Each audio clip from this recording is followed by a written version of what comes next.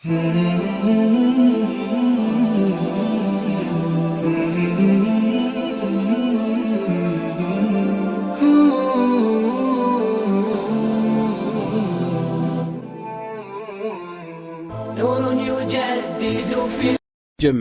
الدعوة نور، الدعوة للجميع.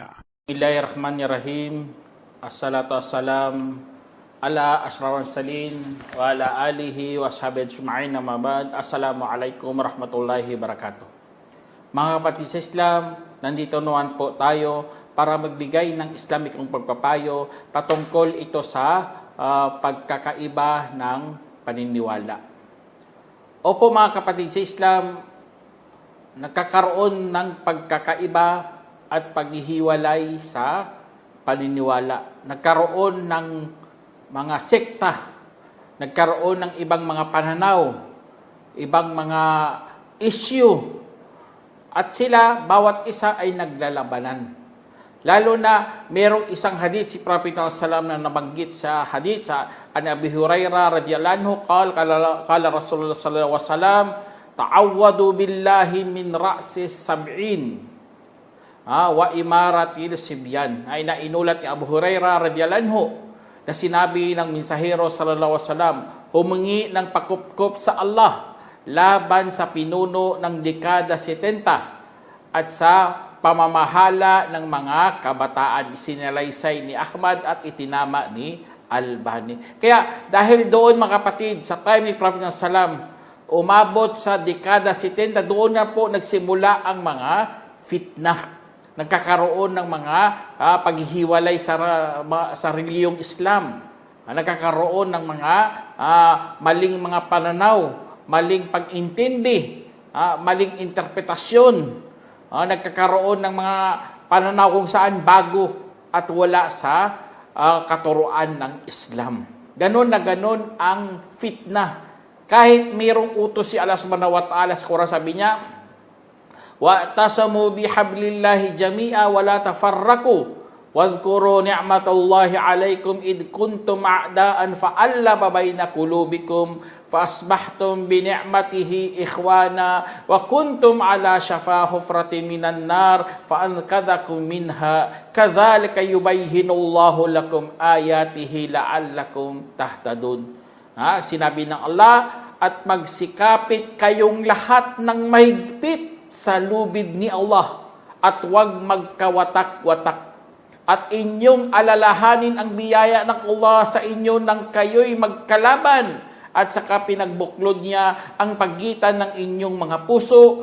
Kaya't sa pamamagitan ng kanyang biyaya, kayo'y nagiging mga magkapatid at kayo'y nasa bingit dati ng hukay ng apoy at saka niligtas niya kayo mula roon. Gayon din, inililinaw ng Allah para sa inyo ang mga palatandaan, baka sakali kayo'y mapapatnubayan. Ito po ang banal na Quran na sinabi mismo, magsikapit kayong lahat sa lubid ni Allah, mga kapatid. Alam naman natin ang lubid, mga kapatid. Mayroong mga maraming hibla yan. Para magiging isang lubid, kailangan magkapit-kapit sila sa bawat isa. Ganon din po tayo, kahit magkakaroon tayo ng pagkakaiba sa mga pananaw. Kailangan ang ating layunin ay ganon pa rin. Kasi sa mga batas, siyempre sa mga pundasyon, hindi ka dapat magkakaiba tayo ng pananaw. Hindi tayo dapat magkaiba dyan. Pero sa mga sa ilalim, tinatawag sa Arabic na furo, doon tayo problema. Kasi nga, iba-iba po ang pananaw. Iba-iba ang mga interpretasyon. Doon tayo tinatawag sa Arabic na ikhtilaf. Nagkakaiba po tayo dyan. Kaya may mga madhab, Hanbali, Ahmadi, Shafi'i, Maliki, o ano pa dyan mga madhab na yan. Pero, iisa pa rin ang ating layunin dyan. Ang layunin natin para magsamba kay Allah. Kaya magsikapit kayo lahat sa mahigpit sa lubid ni Allah. Allahu Akbar. Kasi nga, sa dami ng mga ganito, nagkakaiba rin tayo. Pero lubid pa rin ang Allah ang ating pinaghahawakan. para masamba natin si Allah subhanahu wa ta'ala. Ang lubid po yan ang Quran at ang Sunnah.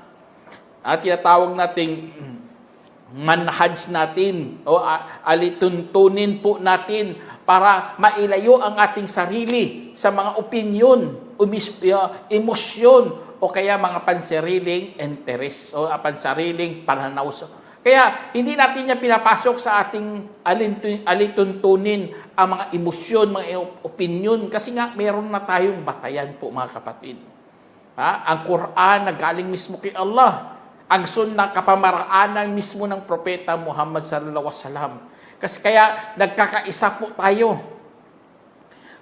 Meron tayong tinatawag na ijma'ul ulama. Ijma'ul ulama, yun ang mga pinagkasunduan ng karamihan sa mga ulama. Kasi nga may mga ulama din na meron silang salungat. Pero sa dami-dami ng mga ulama, sa kanilang mga pananaw, alhamdulillah, nagkakaroon po tayo ng pagkakaisa. Kaya sa Islam, hindi pinapahintulutan sa atin ang pagkahiwa-hiwalay. Katulad ng sinabi ng Allah subhanahu wa ta'ala sa banal na Quran. Sabi niya, وَلَا تَكُونُوا كَالَّذِينَ تَفَرَّقُوا وَاخْتَلَفُوا مِنْ بَعْدِ مَا جَاءَهُمُ الْبَيِّنَاتُ وَأُولَٰئِكَ لَهُمْ عَذَابٌ عَظِيمٌ. Sinabi ng Allah, at huwag magiging katulad ng mga yaong nagkawatak-watak at nagkasalungat matapos nang dumating sa kanila ang mga patnubay, ang patunay, at magkagayon ay mapasa kanila ang matinding kaparasahan. Kaya ang mga patunay ng Allah subhanahu wa ta'ala nang dumating sa atin, hindi dapat tayo huwag natin gagamitin yan para magkaroon ng kawatak-watak sa ating pagitan. Lalo na magsalungat kasi mayroon ng patunay, kaya pag-aralan natin, balikan natin Quran at ang Hadith. At kung wala kang alam sa Quran sa Hadith, magtanong po tayo sa mga maaalam. Kasi nga ang ating layunin, hindi dapat tayo magkahati-hati. Kasi nandyan na ang patnubay ng Allah subhanahu wa ta'ala. Kaya sa Islam, meron tayong sam wa ta'ah. Makinig tayo at sumunod. Allahu Akbar. Kasi nga, kung babasahan ka ng Quran, babasahan ka ng Hadith, ang Hadith naman sahih, sam'un wa ta'atun na lang. Narinig namin at susundin na lang namin. Ganun sa Islam. Kasi nga, kailangan magpaalipin po tayo kay Allah. Kasi sinabi ng Allah, siyempre tatanggapin mo yan, sinabi ng Allah yan eh. Sinabi ng Propeta sallallahu alaihi wasallam na sa sa antas ng Hadith na tama, kaya tanggapin mo yan, kapatid. Huwag mo nang ipursigi ang iyong opinyon o ang iyong hilig o kaya ang iyong pagnanasa. Huwag mo ipursigi yan. Kasi nga, hindi po yan ang gusto ng Allah subhanahu wa ta'ala. Kaya ang tinatawag nating manhajul ahlus sunnah wal jamaah ay nananatili po yan para magkabukod-bukod po ang mga kamusliman. Magkakaroon ng pagkakaisa na meron silang malinaw na batayan, na ang pundasyon ay katotohanan, pagkaroon ng pagkalimita sa pagkakaiba para maprotektahan po ang pag-usbong ng iba-ibang mga sikta at bid'ah. Kaya pasalamat po tayo sa mga nauna. Sila po nanandigan talaga sa pananampalatayang ito. Nagkaroon sila ng lakas ng loob para harapin lahat ng mga pitna, lahat ng mga pagsubok, lahat ng mga bid'ah, lahat ng mga maling pangangaral. Kaya dahil sa kanila, naisulat ang kanilang mga karunungan sa Islam, kanilang mga kaalaman na ipinamanan nila para sa atin, para tayo'y makakuha ng aral doon mga kapatid. Kaya nanatili ang manhajul ahlus sunnah wal jamaah o ang alitintunin ng mga sunnah at mga nasa grupo. Kaya tayo, nasa grupo tayo mga kapatid. Ang grupo na yung grupo pa yan sa time ni Prophet Muhammad hanggang sa ngayon, dapat nasa jamaah ka. Kasi nga, nagmaglilitawan po ang mga ibang sekta para ilayo po tayo sa tamang relihiyon. Katulad sa hadith na inulat ni Abdullah bin Amro radhiyallahu anhu, na sinabi ng mensahero sallallahu alaihi wasallam, tiyak na darating sa aking nasyon ang anumang dumating sa angkan ni Israel, tulad sa pagsunod ng sandal sa ibang sandal, hanggang meron sa kanila na makipagtalik sa kanyang ina ng lantaran. Tiyak na meron sa aking nasyon na gagawa ng ganyan. At sa katunayan, ang angkan ni Israel ay mahati sa 72 sekta at mahati rin ang aking nasyon sa 73 sekta. Lahat sila ay mapapaimpirno maliban sa isa. Kanilang sinabi, ano po iyon? Kanyang sinabi, kung anong meron ako at aking mga kasamahan. Isinalaysay ni Tirmidhi at ginawang Hasan ni Albani. Kaya dito sa hadith na ito, napakalinaw po mga kapatid. Halos nakikita natin sa panahon natin ito eh. Hanggang sasabihin nila ang mga masasama naging halal na, subhanallah. Susundan nila ang sandal sa ibang sandal. Sabihin doon, ganun na ganun ang kanilang pagsunod. Iniiwanan na nilang mga kautusan. Sinusunod na nilang kanilang mga masasamang pagnanasa. Kaya lantaran na ang paggawa ng mga kasamaan. Lumaladlad na, katulad ng mga pukpok ng silabasan, subhanallah. Tapos, ang masakit pa sa lahat, may mga Muslim pa, yun nakakatakot sa lahat kasi gagayahin nga sa nasyon na ito at hindi tayo magkabukod-bukod. Magkakahati-hati po tayo hanggang sa banggit dito mga kapatid. 73 mga sekta, maliban lang sa isa ang hindi mapapaimpyerno. Yun po ang sumunod kay Prophet Muhammad SAW at sa kanyang mga kasamahan, mga sahaba. Allah Akbar. Kaya tama talaga, meron talaga tayong manhaj o alituntunin na dapat nating gayahin, na dapat nating sundin para patungo po sa gabay ng Allah. Kahit itapon ka sa maraming mga patutunguhan, maraming mga landas sa harapan mo, alam na alam mo talaga kung anong pipiliin mo. Ganun na ganun ang regalo ng Allah na binigyan po tayo ng manhaj o alituntunin para madali mo matukoy ang katotohanan kaysa sa mga kabulaanan. Kaya ang hula ng Prophet Muhammad SAW na ito, na magkahati-hati ang mga kamusliman.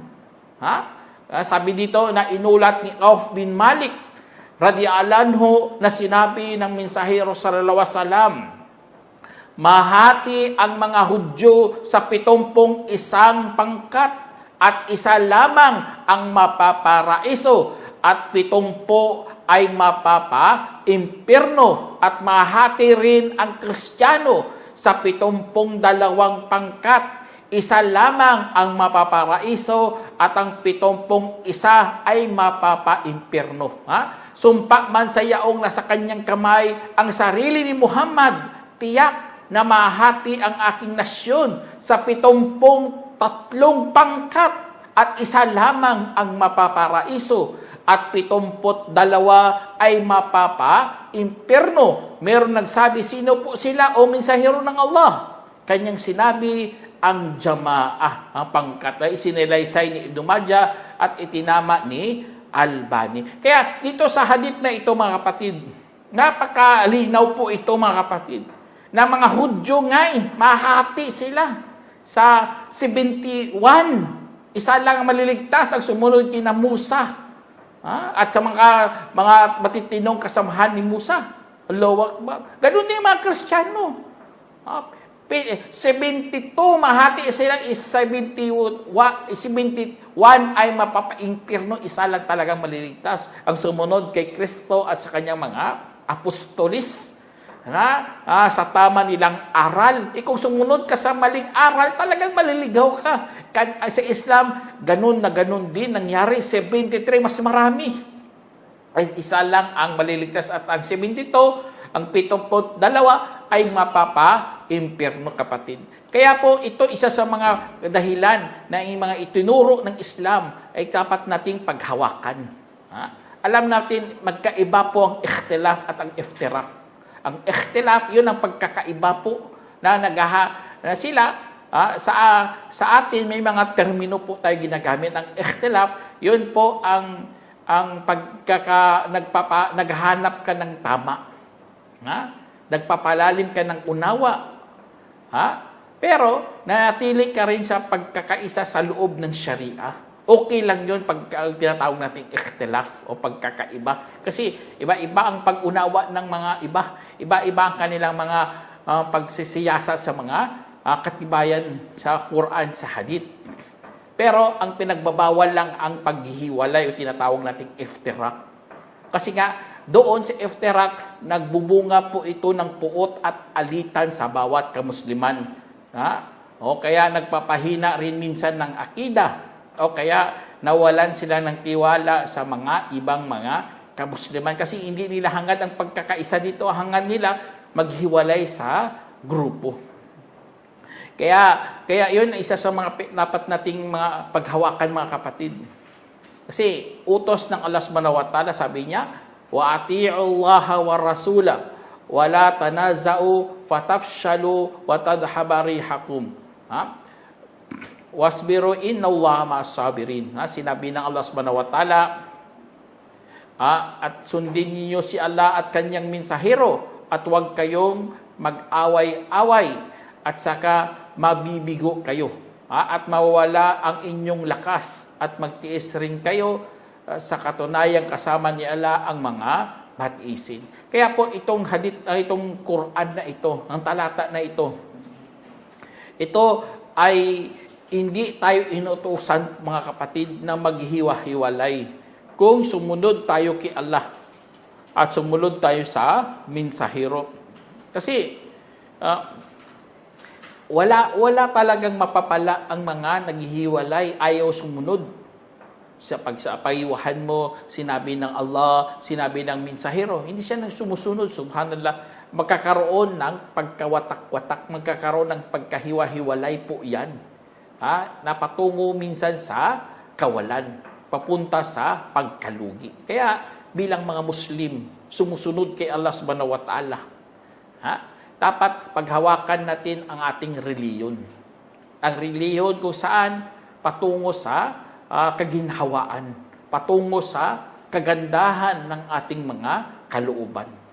Kasi nga, ang nais ng Allah subhanahu wa ta'ala, gagawin po tayong iisang pamayanan. Katulad ng sinabi ng Allah subhanahu wa ta'ala, "Walau syaa rabbuka laja'alan nasa ummatan wahida. Wala yazaluna mukhtalifina illa man rahima rabbuk. Walidhalika khalaqahum wa tammat kalimatu rabbika la'amla'anna jahannama minal jinnati wan nasi ajma'in." Sinabi ng Allah subhanahu wa ta'ala, at kung naisin sana ng iyong Panginoon, ay talagang gawin niya ang mga tao bilang iisang pamayanan. At hindi sila magsisitigil na magkakaiba maliban sa sinumang kaawaan ng iyong Panginoon. At gayon din, nilikha sila at naging ganap ang salita ng iyong Panginoon. Talagang aking pupunuin ang impyerno mula sa mga engkanto at tao na magkakasama. Kaya itong sinabi ng Allah subhanahu wa ta'ala, gusto talaga ng Allah magkaroon ng iisang pamayanan. Ngunit dahil sa pagkakaiba-iba ng mga tao, naging ganap na ang salita ng Allah. Ang purpose talaga doon, para punuin ang impyernong apoy. Kaya ang pagkasalungat, ang pagkahiwa-hiwalay, lahat yan papunta pala yan sa impyernong apoy. Hindi ka, wala ka sa pangkat, wala ka sa grupo, wala ka sa jamaa. Impyerno ka. Jahannam. Kasi nga, hindi ka sumunod sa alituntunin o manhaj ng isang Muslim. Dapat sumunod ka na lang, makinig ka na lang ng Quran, makinig ka ng hadith. Huwag mong pilit yung pagnanasa, ay yung hilig. Kasi marami lang mapapahamak, kapatid. Ang biyaya ng Allah subhanahu wa ta'ala ay pinagkaloob niya na ito, mga kapatid. Lalo na tayo, binigyan po ng fitrah, binigyan po tayo ng puso, binigyan tayo ng mga pandinig at mga paningin para madali natin matukoy ang katotohanan. Landas na kailangan nating marating. Landas kung saan nandoon ang kaluguran ng Allah subhanahu wa ta'ala at pagmamahal. Kaya dapat nating tahakin yun. Kaya dahil sa biyaya ng Allah, merong nabanggit sa hadith, an Ibn Umar, anna Rasulullah SAW qal, inna Allah la yasma'u ummati, aw qal, ummati Muhammad sallallahu alaihi wasallam ala dhalala wa yadullahi ma'al jama'a man shadda ilan nar. Sinabi sa hadith na inulat ni Ibn Umar radhiyallahu anhu na sinabi namin sa Hero sallallahu alaihi wasallam, katotohanan, hindi nagtitipon ang aking nasyon o nasyon ni Muhammad sallallahu alaihi wasallam sa kaligawan, at kamay ni Allah ay kasama ng pangkat, at ang sino mang lumihis ay lumihis tungo sa impyerno. Isinalay sa intermedi at itinama ni Albani ang iba. Kaya tingnan nyo, ang sino mang lumihis patungo sa impyernong apoy. Kaya wag na wag tayong lumihis kasi maliligaw ka, kapatid. Kaya maraming nagkakaroon ng salungatan. Kasi nga, ang iba, pinipilit talagang mali. Kaya siyempre, hindi tayo pwede magtitipon sa kaligawan. Hindi tayo magtitipon. Magsasalita talaga ang mga taong may takot kay Allah subhanahu wa ta'ala. Nagkakaroon siya ng interes sa pananampalataya, lalo na sa katotohanan. Kaya para maiwasan po natin ang salungatan, merong hadith ito, an Anas bin Malik yaqul, sami'tu Rasulullah sallallahu alaihi wasallam yaqul, inna ummati la tajtami'u ala dhalala fa idza ra'aytumul khilaf fa alaykum bisawadil a'zam. Sinabi sa hadith, kahit itong hadith ito daif o mahina, sabi dito, inulat ni Anas bin Malik na narinig ko ang mensahero ni Allah sallallahu alaihi wasallam na nagsasabi, katotohanan ng aking nasyon ay hindi magtitipon sa kaligawan. Kapag nakita ninyo ang salungatan, kung gayon ay dapat sumama kayo sa mas nakakarami. Tingnan nyo, nakararami. Sasamahan natin yan. Sila po ang nasa tama. Basta sa mga dalil, mga kapatid, doon ka sa mas marami sumunod. Kasi nga, marami sila eh.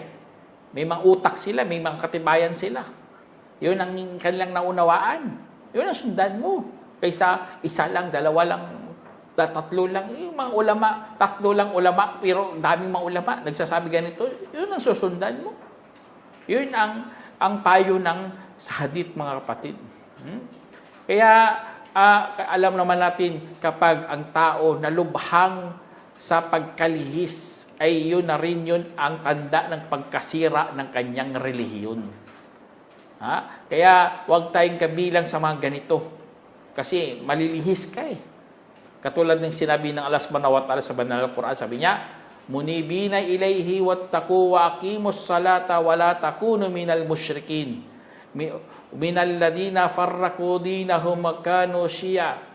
Kullu hizbin bima ladayhim farihun. Sinabi ng Allah, bumaling sa kanya, katakutan ninyo siya, at itayo ang pagdarasal, at huwag magiging kabilang sa mga tagatambal. Kabilang sa mga yaong humihiwalay sa kanilang relihiyon at naging mga sekta. Bawat sekta sa kung anong meron sa kanila ay nagagalak. Tingnan niyo, ang mga ibang sekta, nagagalak yan sa kanilang mga sarili. Hindi nila alam, nalilihis na pala sila sa tamang landas at mapapahamak lang sila. Kaya utos ng Allah, bumaling sa kanya, bumalik sa kanya. At katakutan siya. Huwag kang susunod sa lalo na sa mga tagatambal, mga musyrik. Kasi mga musyrik, sila nagtambal yan sa Diyos. Kaya ang landas ng Allah subhanahu wa ta'ala, napakalinaw, kapatid. Huwag kang maghiwalay doon. Yun ang landas ng reliyon ng Allah subhanahu wa ta'ala. Lalo na ang mga batas na dapat doon ka lang maniwala. Katulad ng sinabi ng Allah subhanahu wa ta'ala, innal ladina farraqu dinahum wa kanu syi'a lasta minhum fi syai' innama amruhum ila Allah thumma yunabbi'uhum bima kanu yaf'alun. Sinabi ng Allah, sa katunayan ang mga yaong humiwalay sa kanilang relihiyon at naging mga sekta, ikaw ay hindi nila kabilang sa anumang bagay at kanilang kalagayan ay tanging nasa kay Allah. At pagkatapos sila ay kanyang babalitaan sa dati nilang mga ginagawa. Kaya dyan sa hadith na yan, sa Quran na yan mga kapatid, iyan ang patunay na ang propeta Muhammad salam, ang propeta mismo, siya pinagsabihan ng Allah kapag ang mga tao nagkaroon ng mga sekta, nagkaroon ng kanilang mga sariling umihiwalay sa reliyon, ikaw ay hindi nila kabilang. Subhanallah. Kaya kung ikaw kabilang sa mga Sufi, kabilang sa mga Shia, kabilang sa mga ano pa dyan, mga sikta na yan, Jahmiya, o ano pa dyan, mga Mu'tazila, kung ikaw kabilang dyan, matakot ka na kasi ang propeta mo salam ay hindi kabilang sa iyo. Hindi siya kabilang sa sikta mo. Shia ka, hindi ka kasali ng propeta mo salam kasi bakit ka humihiwalay sa reliyon? At naging sikta kayo. Ang utos sa atin ay nasa pangkat ka. Maging Muslim ka. Islam reliyon mo. Hindi Shia ka. O ano pa dyan, ano pang mga katawagan dyan. Kaya mag-ingat mga kapatid kasi bakit mo mas pinaburan mo ang opinion mo kaysa mga teksto? Ang teksto napaka-importante yan. Bakit mo pinaangat mo pang yung opinion dyan? Magkakaroon talaga ng pagkalihis sa mga manhaj natin kapag inuna mo ang opinion. O kaya mas kinilala mo ang bid'ah sa reliyon mo, subhanallah. Wala kang alam sa wajibat, sa mga sunnah. Tapos, mas alam mo pang mga bid'ah. Ganun ang ibang tao eh. Alam nila birthday ng propeta. Alam nila Isra wal Miraj, subhanallah. Hindi mo alam anong wajib sa sala, anong wajib sa zakah. Yun ang pinaka-importante eh. Kasi teksto yun eh. Nakasulat yun. May Quran, may hadith. Tapos, mas alam mo pang bid'ah sa religion, subhanallah. Kaya, magkakaroon talaga ng pagkalihis dahil sa kanilang iftirak. O kaya, bakit mo tinalikuran ang unawa ng mga unang henerasyon sa Islam? Sila po, ang mga unang henerasyon ay may lubos na nahigit o kaya mas matindi sa pag-unawa sa Quran, sa hadith. Lalo na mga sahaba. Kasi yung mga sahaba, nakita nila ng propeta. Nasamahan nila. Narinig nila mismo. Alam nila mga kalagayan, alam nila mga sitwasyon. Tapos, tinalikuran mo ang kanilang mga pinagsasabi, ang kanilang mga naunawaan, subhanallah. Hindi ka man lang nagbasa ng tafsir. Hindi ka man lang inalam ang kanilang mga opinion dyan. Kasi inuna mo pang opinion mo, subhanallah. Kaya mali talaga sasabihin na mas matalino ang mga huli kaysa mga nauna. Huwag mo sabihin yan. Sa mga technology, pwede pa yan. Pero sa Quran, hadith, tapos sabihin mo mas matalino ka kasi mas nakakaunawa ka. Ano yan? Sila, mga Arabo yun. Marunong sa lingwahe. Magaling magsalita ng Arabic at ang Quran ng hadith na sa Arabic. Tapos sasabihin mo, wala silang alam. Mahina kanilang pag-unawa, subhanallah. Tignan mo mga katulad ng mga Mu'tazila at mga Jahmiya na inuna pa nila tinatawag na lohika. Mga logics kaysa mga teksto. Kaya watak-watak talaga ang kamusliman sa mga pinanggagawa nila. Ang Khawarij, itong napakatinding mga Khawarij. Kasi mali na nga kanilang unawa, pinipilit pa nila. Kaya tama talaga sinabi ng Allah subhanahu wa ta'ala sa Quran, sabi niya, wa anna hada sirati mustaqima fattabi'uhu wa la tattabi'ul subul fatafarraqa bikum an sabilihi dhalikum wassakum bihi la'allakum tattaqun. Sinabi ng Allah, katotohanan ito ang aking landas na matuwid. Kaya't inyong sundin ito at huwag susundin ang mga landas. At saka magkawatak-watak dahil sa inyo palayo sa kanyang landas. at iyan ang hagubilin niya sa inyo baka sakali kayo'y matatakot. Kaya itong habilin ng Allah subhanahu wa ta'ala, hagubilin po ito ng Allah. Ang Quran na kailangan sundin natin para matunton natin ang landas na gusto ng Allah subhanahu wa ta'ala na matuwid. Kasi matuwid ang landas ng Allah. Mas pipili ka parang baluktot. Gusto mo pa lumihis. Kung lumihis ka na doon, nakaabang mga satanas. Meron silang mga pintuan doon na nakasayad ang mga tela doon kasi mga pintuan parang siya, tela siya. Kung bubuksan mo yan, mahulog ka kagad sa bangin. Ganon ang impyerno, mga kapatid. Ganon doon si Satanas. Nakaabang na siya sa pintuan na mula sa tela na nakasayad doon sa lupa. Kaya wag kang lumayo, kapatid, sa Quran at sa Hadith. Kasi yan ang paglayo mo, yun ang malihis ang iyong paniniwala. O kaya iiwanan mo ang unawa ng mga salafus salih, ang mga unang henerasyon. Subhanallah. Napakalaking kasalanan yan. Lalo na hindi mo kilala mga salafus salih. Hindi mo alam mga si Abu Hurairah, hindi mo kilala. Si Ibn Umar. Si Omar, radiyallahu anhu. Si Uthman, si Ali. Sino pa yung mga salafus salih? Mga malalaking sahaba yun, hindi mo kilala. Kaya para hindi tayo yung malihis sa paniniwala, dapat kunin mo ang unawa ng mga salafus salih. Tapos huwag kang gumawa ng mga bid'ah, lalo na sa paniniwala at sa pagsamba. Ang bid'ah, mga panibagong ritual yan.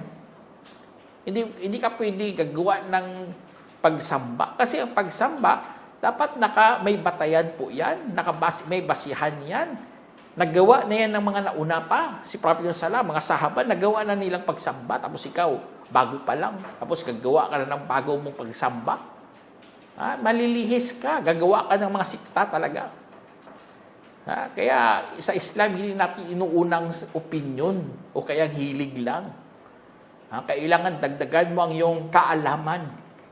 Para mailayo mo sarili mo sa pagpili sa mga sariling opinion o kaya hilig. Kaya kakulangan ng kaalaman o kaya mga natutunan ay papunta talaga sa kamangmangan, kapatid. Kaya alam nyo, mga naunang mga henerasyon, pinuri na yan sila ng Allah. Ang mga sahaba, pinuri na yan ng Allah. Ibig sabihin, mapaparaiso na yan sila. Kasi nga, pinangakuan na sila ng Allah. Sabi ng Allah subhanahu wa ta'ala, Sabiquna al-awwaluna minal muhajirin wal ansar, walladina taba'uhum bi ihsan, radiyallahu anhum wa radu'an, wa adda lahum jannatin tajri tahtaha al-anhar, khalidina fiha abada, dhalikal fawzul azim.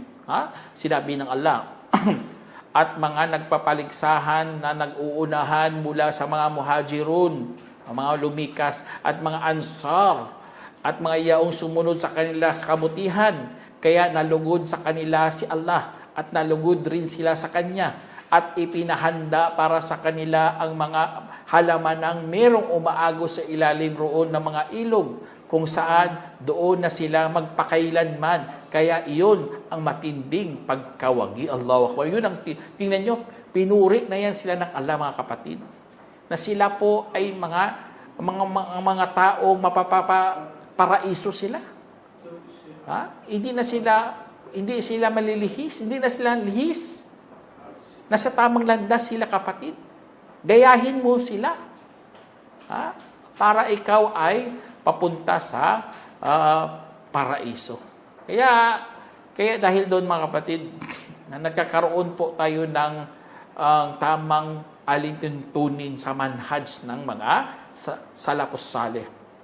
Pero hadith dito na inulat ni Irbad bin Sariyah radhiyallahu anhu, na nagdasal sa amin ang mensahero ng Allah sallallahu alaihi wasallam ng isang araw, at pagkatapos ay humarap siya sa amin at saka nangaral ng isang nakakaantig na pangangaral na nagpaluha ng mga mata at nagpayanig ng mga puso. Kaya may nagsabi, O mensahero ng Allah, Parang huling pangaral na po ito sa amin. Kaya ano ang ipapagawa mo sa amin? Kaya kanyang sinabi, pinapayuhan ko kayo na matakot kay Allah at makinig at sumunod kahit pa ito ay isang aliping taga-Ethiopia. Sapagkat ang sino mang nabubuhay mula sa inyo pagkatapos sa akin, kung gayon ay makakakita ng napakaraming salungatan. Kaya't kunin ninyo ang aking sunnah at sunnah ng mga nagabayang pinuno ng matitino. Paghawakan ninyo ito at kagatin ng mga bagang at layuan ang mga panibagong ritual sapagkat ang mga lahat ng panibago ay bid'a at ang lahat ng bid'a ay kaligawan. Allahu Akbar. Kaya laging alalahanin po na natin ito mga kapatid. Lahat ng buhdata, kung sa Arabic pa, bid'a. At lahat ng bid'a, dalala. Napakalinaw po yan. Maliligaw po ang isang tao kapag doon siya lagi sa mga panibago. Mga panibagong ritual kasi ito, in to. Dala sa uso, subhanallah. Ano mong dala ka sa uso? Dalala ngayon. Dalala, iligaw yun, kaligawan. Papunta ka pa sa impyerno, pipiliin mo pa yan. Lalo na ang mga ibang tao, mas pinabura nilang kanilang sarili. Katulad ng sinabi ng Allah subhanahu wa ta'ala, "Afara'aita man ittakhadha ilahahu hawahu wa adallahu Allahu ala ilmin wa khatama ala sam'ihi wa qalbihi wa ja'ala ala basarihi gishawa famay yahdihi min ba'dillahi afala tadhakkarun." Sinabi ng Allah subhanahu wa ta'ala, kaya nakikita mo ang mga yaong itinuring niyang Diyos ang kanyang pithaya at iniligaw siya ng Allah ayon sa kaalaman at siniliwan ang kanyang pandinig at kanyang puso at nilagyan ang kanyang paningin ng isang takip.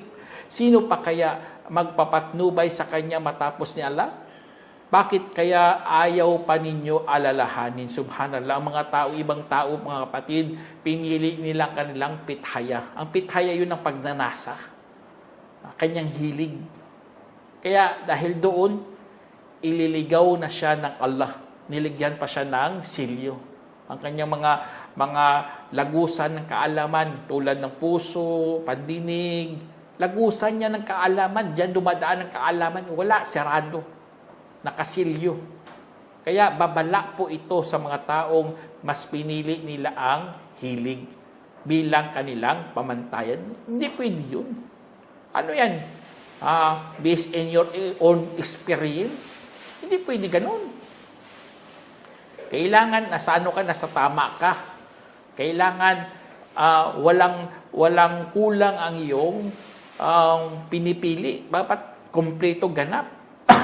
Kasi kung ikaw hindi nag-aaral, ay talagang nabuksan mo ang pintuan ng paglaganap ng maling idea. Kasi wala kang pinag-aralan . Hindi ka nag-aaral ng Islam, hindi ka nag-aaral ng Quran. Tapos ikaw na ngayon magturo sa amin ng Quran, ng Islam. Ano ituturo mo? Hindi ka nag-aral. Meron nga sinabi si Allah subhanahu wa ta'ala, sabi niya, "Wa ma kana Allahu liyudilla qauman ba'da id hadahum hatta yubayyana lahum ma yattaqun innallaha bikulli shay'in alim." Sinabi ng Allah, at hindi ililigaw ng Allah ang sangkatauhan matapos niya silang magabayan hanggang sa ilinilinaw para sa kanila kung ano ang dapat nilang iiwasan. Katotohanan ng Allah sa lahat ng bagay ang nakakaalam. Kaya ang Allah higit na nakakaalam, kapatid. Siya ang may alam dito. Tapos ikaw, hindi ka mag-aral, hindi mo pinag-aral ng Islam. Subhanallah. Inilinaw na nga ng Allah. Naging hustisya na ng Allah subhanahu wa ta'ala. Tinuruan na tayo, tapos hindi mo sinunod. Kaya talaga, ililigaw ka na ng Allah subhanahu wa ta'ala. Hindi mo kasi binigyan ng halaga ang ating akida, ang ating paniniwala, ang ating prinsipyo. Pagkos tinatrato mo pang bid'ah bilang isang pagsamba. Alhamdulillah. Kaya mapapa-impyerno ka kasi nga humihiwalay ka nga. Tahasang tinatanggi mo pang Quran at Sunnah kapag pinapayuhan ka. Hindi pwede yun. Alam nyo, mga ibang kapatid, ganun sila. Hindi nila alam, ang pagtahasan mo na yan, ay minsan papunta yan sa kupor. Ang propeta Muhammad salam lang ang tanggapin ang kanyang mga sinasabi. Meron nga sinabi si Imam Malik na sumikat niya to sabi niya, kullun yu'khadu min qawlihi wa yurad illa sahiba hadal kabar sallallahu alaihi wasallam. Sinabi ni Imam Malik radhiyallahu anhu, sabi ni Imam Malik bin Anas, kawaan nawa siya ng Allah. Ang mga salita ng bawat isa ay maaring tanggapin at tanggihan maliban sa isa na nasa ilibingan na ito. Ibig sabihin si Muhammad sallallahu alaihi wasallam. Kaya ganun na ganun po tayo sa pagrespeto natin sa mahal nating propeta. Dapat para mailayo ka sa sari-saring interpretasyon o kaya sa paniniwala natin o kaya humihiwalay ka, dapat inuunawa mo ang Islam sa kabuuan. Yun ang dapat nating alamin. Kaya kung anong pinapaliwanag ng mga salafus saleh, mga sahaba, ano kanilang mga unawa, dapat ganun kumuha ka doon. O kaya ilalapat mo ito ng may balanse at katarungan. Hindi kukuha lang ng isang hadith, isang Quran, tapos yun ang yung alitintunin. Hindi ganun. Dapat tignan Islam sa kabuuan niya. Baka may mga pangyayari yan, baka may mga paliwanag na iba dyan, para hindi ka magsanhi ng pagkahiwa-hiwalay ng mga kamusliman. Mahirap kaya yan, ikaw sa araw paghukom, ikaw itinuro ng mga tao, ya Allah, siya kasi nagturo sa akin. Gusto mo ba yung ganun mangyari sa'yo? Na ikaw ang dahilan bakit sila naligaw? Kasi ikaw ang nagpasimuno ng ganitong mga salita. Kaya matakot talaga tayo kay Allah subhanahu wa ta'ala. At alam nyo man natin mga kapatid, ang kasaysayan ng umma ng Propeta Salam. Na maraming nagsilabasan ng mga Khawarij. Nagsilabasan din ng mga Mu'tazila. Sila, ang mga Khawarij, mahilig sila sa pagsamba. Mahilig sila magbanggit ng mga teksto. Ngunit kulang ang kanilang wastong pag-unawa at saklaw ng mga katibayan. Kaya lumabis sila sa paghahatol at pagbubukod, subhanallah. Hindi katulad ng mga Mu'tazila, sila may taglay silang talino at mga luhikal. Subalit dahil sa kakulangan ng manhaj at pag-unawa at sa paglayo nila sa mga pag-unawa ng mga salafus salih, nakapagbigay sila ng maling interpretasyon. Kasi nga ginawa nila mas priority ang logic kaysa revelasyon. Kaya tuloy nalihis ang kanilang akida. Naligaw po sila mga kapatid. Kaya wag natin silang gayahin. Kaya sa Islam, dapat nasa ka lang, nasa Quran ka lang at sa hadith. Kasi nga kapag wala ka diyan, ay mabubulag ka katulad ng sinabi ng Allah, afalam yasiru fil ardi fatakuna lahum qulubun ya'qiluna biha aw adhanun yasma'una biha fa innaha la ta'mal absar walakin ta'mal qulubu allati fi sudur. Sinabi ng Allah, bakit kaya hindi sila hahayo sa kalupaan at saka magkakaroon ng mga pusong nakakaunawa at mga taingang nakakarinig, sapagkat tunay ngang hindi nabubulag ang mga mata, subalit ang nabubulag ay ang mga pusong yaong nasa mga dibdib. Allahu Akbar. Kaya huwag tayong umabot sa ganito. Pagiging panatiko ka, udbillah. Umiiral lang sa iyong emosyon, tradisyon, mga pansarili mo, ay talagang mapapalitan mong Quran at Sunnah. Ibang ganito, yung mga ibang tao, mga panatiko masyado. Hindi nila alam, nabulag na sila sa katotohanan. Hindi na sila nakikinig. Bagkos ang sinusunod na nila ang kanilang mga pagnanasa, ang kanilang mga pithaya, na yun ang dahilan kung saan sila po ay naligaw. Sana meron kang napulutang aral mga kapatid. Hanggang dito na lang. Assalamualaikum warahmatullahi wabarakatuh. جمعية الدعوة نور، الدعوة للجميع.